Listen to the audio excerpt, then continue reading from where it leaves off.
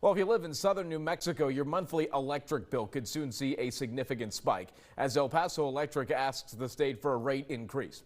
KTSM 9 News reporter Jesus Baltazar was in attendance at the New Mexico Public Regulation Commission's public hearing and explains why the utility company says this is necessary. There's still months to go on this rate case, with a vote by the commission not expected until early next year. So Monday evening was all about public comment and the overwhelming majority in attendance opposing this rate increase. I think it's wrong for El Paso Electric to profit over $140 million last year and then ask to increase rates on southern New Mexico ratepayers. El Paso Electric wants a $70 million rate increase for its New Mexico customers, meaning the average household would pay about $42 more a month by the fall of 2027. The utility says the hike is necessary to recoup costs on over $400 million invested. So we're looking for that balance between what we have to recover to run our business in New Mexico.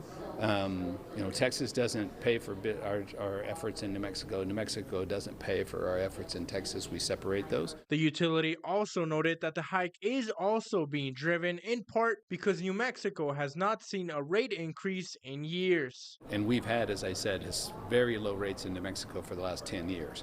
So to some extent, this impact that customers are seeing is really, you haven't had a rate change for 10 years.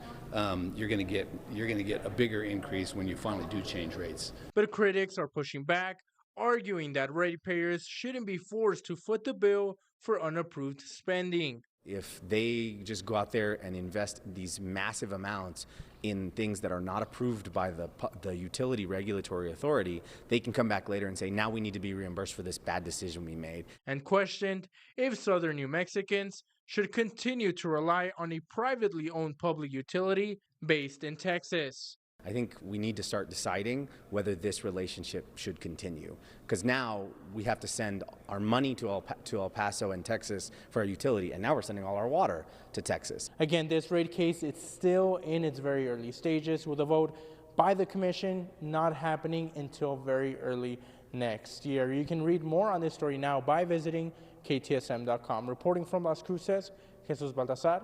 I'll send it back to you.